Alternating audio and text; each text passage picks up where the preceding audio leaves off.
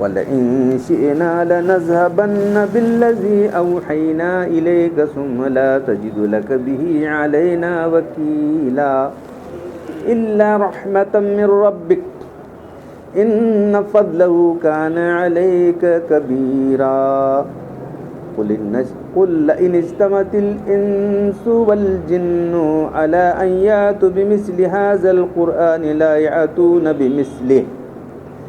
لا يأتون بمثله ولو كان بعضهم لبعض ظهيرا وَلَقَدْ صَرَّفْنَا لِلنَّاسِ فِي هَٰذَا الْقُرْآنِ مِنْ كُلِّ مَثَلٍ فَأَبَىٰ أَكْثَرُ النَّاسِ إِلَّا كُفُورًا صدق اللہ العظیم۔ اور جب ہم آرام بھیجیں انسان پر تو منہ پھر کر چلا جاتا ہے، اپنا پہلو بچا لیتا ہے، منہ پھر کر پہلو ٹرن کر کے چلا جاتا ہے، اور جب اسے کوئی تکلیف پہنچتی ہے تو مایوس ہو کے رہ جاتا ہے۔ آپ کہہ دیجیے ہر آدمی اپنے ڈھنگ پر کام کرتا رہتا ہے تو تیرا رب خوب جانتا ہے کون صحیح راستے پر چل رہا ہے۔ ترجمہ کیا ہے؟ کس نے خوب راستہ پا لیا ہے، صحیح راستہ کون ہے تمہارا رب خوب جانتا ہے۔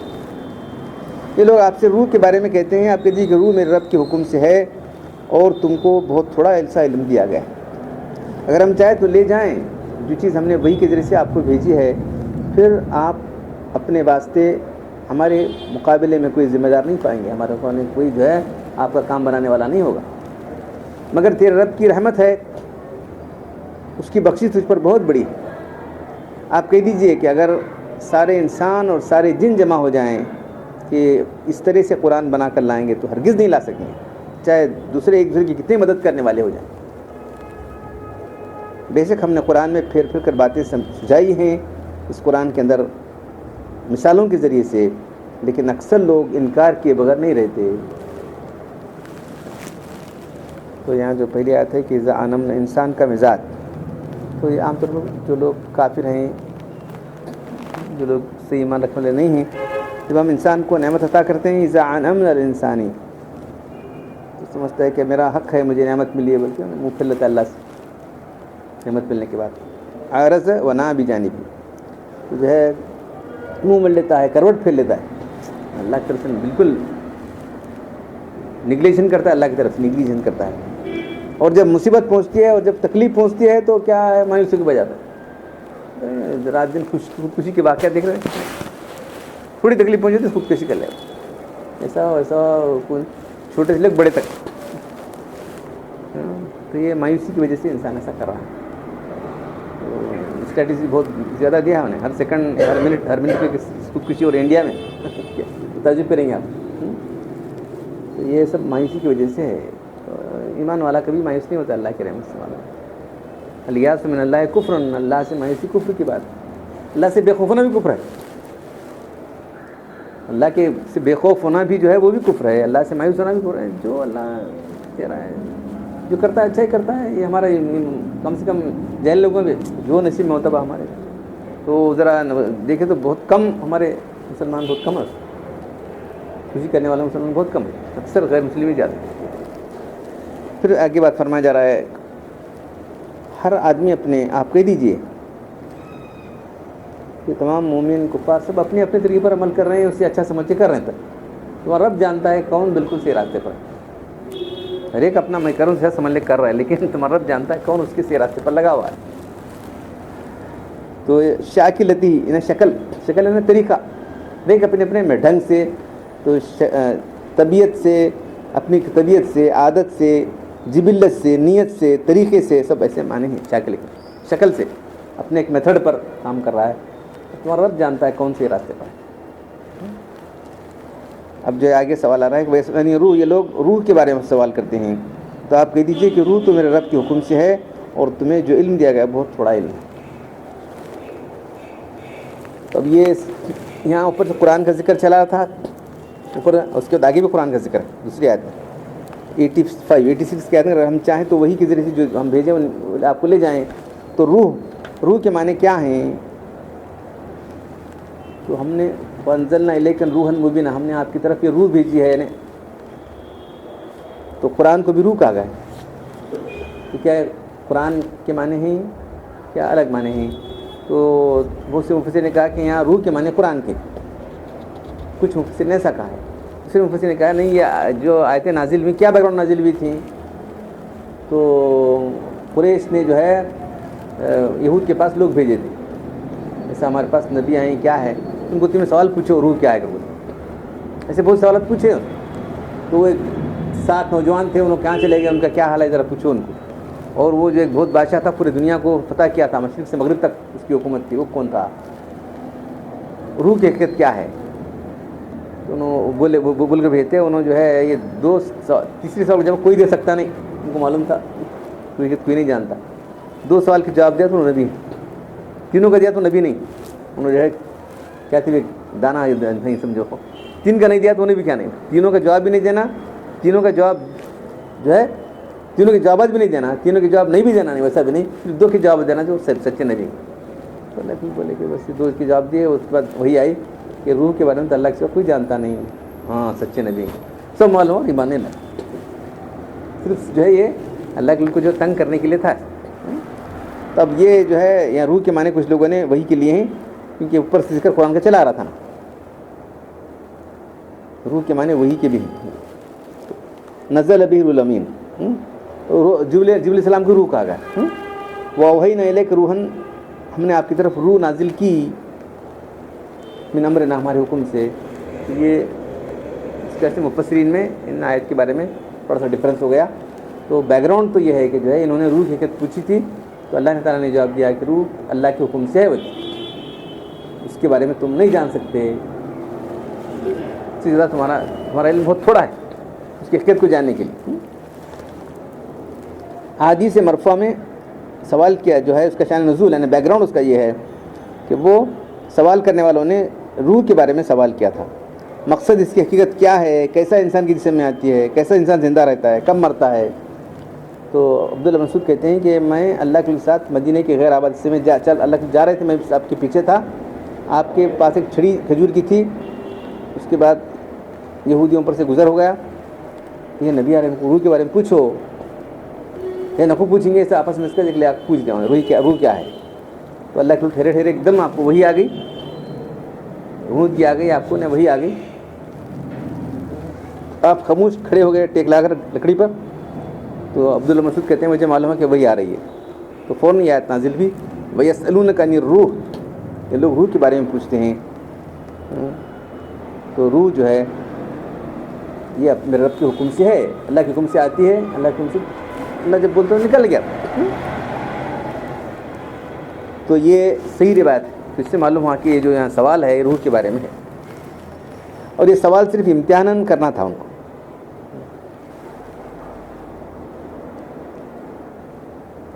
قریش جو مکہ میں جا و بجا سوالات کرتے تھے، تو ان کو کیا سوال کرنا، تو جا کو ان کو پوچھ کر یہود کو انہوں بولے یہ سوال پوچھو ان کو. تو سوال پوچھے بعد تو اللہ تعالیٰ پھر اور دوسرا ایسے ایک ہی واقعہ ہو سکتا ہے اور کئی واقعات بھی ہو سکتے ہیں. تو آ کے پوچھے تو اللہ کے بولے کہ جو ہے اس کا جواب میں کل دوں گا بولے. تو وہی نہیں آئی، 15 دن 12 دن پھر وہی رکی ہوئی. تو اس کے بعد جو ہے پھر وہی آئی. اس میں 3 سوال جو ہیں، 2 سوال کا جواب سورہ کہف میں دیا گیا. وہ 7 جو نوجوان تھے وہ اصحاب کہف غار والے، اور جو بادشاہ تو ذوالقرنین. تو بہرحال جو ہے روح کی حقیقت کے بارے میں جو ہے یہ سوال انہوں نے کیا تھا، اس لیے اللہ نے نازل فرمایا. تو قرآن کریم نے قل روح من ربی، اس کی جو جواب کی تشریح میں حضرت مفسرین نے بہت تفصیلات لکھی. جو ہے وہ کیا ہے، جتنی بات کا بتانا ضروری تھا جو عام لوگ سمجھ میں آتی ہے وہ بتلا دی گئی. روح کی مکمل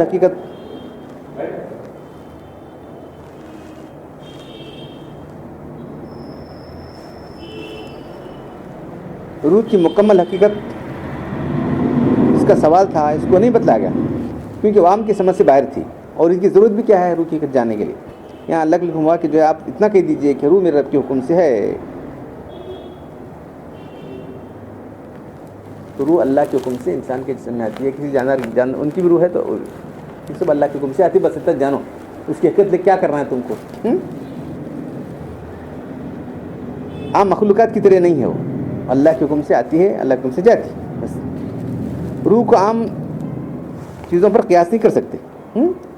حکم سے پیدا ہونے والی ہے, تمام شبہات دور ہو گئے. تو پھر اس کی جاننے پر اور نہ جاننے پر کچھ ہدایت کا معاملہ نہیں ہے, بھٹکا ہوا نہیں, یہ بھی ہے نا.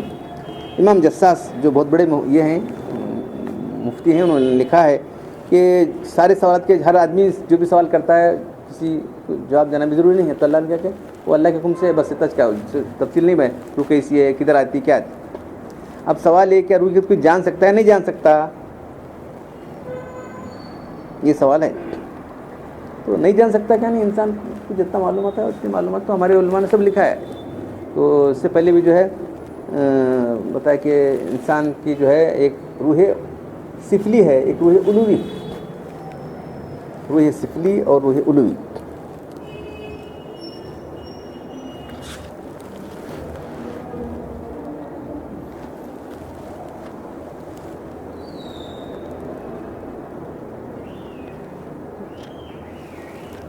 سورہ ہجر میں بات آئی آج ہے. تو روح سفلی جو ہے وہ جو ہے جو چار چیزیں ہیں, انسان جو بنا ہوا ہے مٹی, پانی, ہوا اور آگ سے بنا ہے انسان. اس کے سے جو ویپرس نکل پیدا ہوتے ہیں نا, وہ نفس ہے. وہ نفس کا تعلق یہ روح علوی, یہ تو روح سفلی ہوگی. نفس, یہ چار چیزیں انسان جو بنا ہے مٹی سے بنانا ہے انسان. تو مٹی کیسے, سوکھی مٹی کیسے رہتی, وہ مٹی میں پانی ہے, پانی میں ہوا ہے, اس میں تھوڑی آگ ہے. مٹی, پانی, ہوا اور آگ, چار. اس سے جو یہ بنتا ہے وہ نفس بنتا ہے انسان. اب نفس کا تعلق جو ہے یہ روح علوی کیا ہے, قلب, روح, سر, خفی, اخفا, یہ پانچ. یہاں کے پانچ, وہاں کے پانچ, یہ ٹوٹل 10 چیزیں ہیں. تو وہ نفس کا تعلق انسان کے دل سے ہوتا ہے. تو اس میں جانا, وہ نفس کا تعلق جو ہوتا ہے, نفس کیسا بنا, یہ چار چیزوں سے بنا ہوا ہے. اس کی ویپوریشن سے نفس بنتا ہے. تو یہ نفس جو ہے جا کے دل سے تعلق پیدا کرتا ہے, تو انسان میں جان آ جاتی. تو ایک جو ہے روح سفلی ہے, ایک روح علوی, سمجھے آپ. تو یہ ہمارے علماء نے اس طرح لکھا ہے.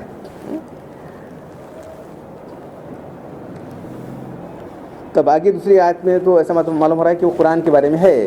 اگر ہم چاہیں تو لے جائیں, جو وہی بھیجیں آپ کی طرف. تو یہ وہی اللہ کی طرف سے علیہ وسلم پر آ رہی تھی. تو اللہ تعالیٰ کہہ رہے ہیں کہ جو ہے وہی ہم نے آپ پر جو بھیجی ہے, ہم چاہے تو لے جائیں. صرف یہ آپ کے رب کا فضل ہے, آپ کی رحمت ہے کہ جو ہے اتنا بڑا فضل آپ کو دیا ہے. سب سے بڑا معجزہ کسی ہے تو نبی صلی اللہ علیہ وسلم کا. سارے انبیاء کر کے معجزات تو ختم ہو گئے. مجھے وہ معجزہ دیا گیا, اللہ کہتے ہیں کہ جو ہے کسی کو نہیں دیا گیا, قیامت تک رہنے والا معجزہ ہے.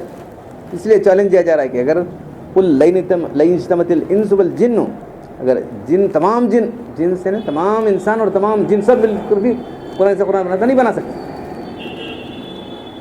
تو ایسا معجزہ کس کا ہے؟ تو میں امید کرتا ہوں کہ میرے ماننے والے بہت زیادہ ہوں گے, مجھ پر ایمان لانے والے. تو قیامت تک جب معجزہ رہے گا تو قیامت تک آنے والے لوگ دیکھیں گے, قرآن پڑھیں گے تو ایمان لائیں گے.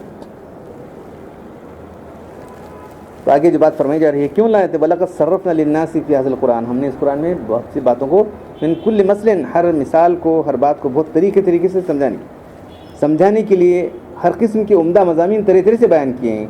لیکن اکثر لوگ جو نہیں مانتے, کیا کر سکتے, توبہ اور انکار کیا. اکثر لوگوں نے نہیں مان کر انکار کر دیا, نہیں مانتے ہم لوگ. انسان جو ہے جب نہیں ماننا چاہتا تو کون کیا زبردستی منا سکتا ہے, اس کو نہیں بنا سکتا. تو یہاں اللہ کے لیے بہت بڑا معجزہ. ایک تو روح کے بارے میں سوالات جو کیے تھے, نبی ہیں کہ نہیں, تو سوال کا جواب بھی دیا گیا. پھر جو اصل نبی بننے کا, نبی کس طرح ہے, آپ کی معجزہ کیا ہے نبی کا, وہی ہے.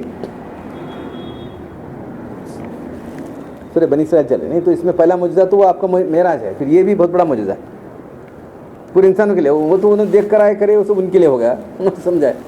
سب کے سامنے معجزہ ہے قرآن سارے انسانوں کے لیے سب کے سامنے معجزہ ہے. تم بنا کھلاؤ دیکھیں, تو ہی بنا سکتا نہیں, ایک صورت نہیں بنا سکتا, بلکہ ایک آیت بھی نہیں بنا سکتا. تو انسان کا مزاج آگے بیان کیا جا رہا ہے کہ ہم تو ساری باتیں صاف کھول کر بیان کر رہے ہیں, الگ الگ طریقے سے بیان کر رہے ہیں. اب انسان نہیں ماننا چاہے تو کیا کر سکتے, تو انسانوں کا مزاج ایسا ہے کہ جو ہے صرف دنیا میں لگے ہوئے ہیں، آخرت کو بھول کر جو ہے، اس لیے وہ ایسے بڑے معجزے کا بھی انکار کر رہا ہے. تو تمہارا سخت جو ہے تمہاری گرفت ہونے والی، یاد رکھو. ایسا معجزہ جو تم نے انکار کر دیا تو جو ہے آگے مطالبات ہوں گے، تم ایسا کرو ویسا کرو ویسا کرو. ارے وہ کرنا کیا مشکل نہیں ہے اللہ کے لیے. تمہیں نہریں چلاؤ، بغات اٹھاؤ، یہ تو کیا یہ کوئی کام ہے؟ تم کو بول رہے ہیں اس کے آیت بنا تم بنا لگا رہے ہیں، تم غلط مطالبات کرو اللہ کے رسول سے. تو جو لوگ بھی اس معجزے کا انکار کریں گے جو ہے دنیا میں بھی ہلاک ہوں گے، آخرت میں بھی ہلاک ہوں گے. ہم قرآن پڑھنے اور عمل کرنے کی توفیق عطا کریں. الحمد للہ رب العالمین والصلاۃ والسلام علی رسول الکریم. ربنا آتنا فی الدنیا حسنۃ وفی الآخرۃ حسنۃ وقنا عذاب النار. ربنا ظلمنا انفسنا وان لم تغفر لنا وترحمنا لنكونن من الخاسرین. ان اللہ ملائکۃ یصلون علی النبی یا ایھا الذین آمنوا صلوا علیہ وسلموا تسلیما. صلاۃ دائمۃ مقبولۃ. سبحان ربک رب العزۃ عما یصفون وسلام علی المرسلین والحمد للہ.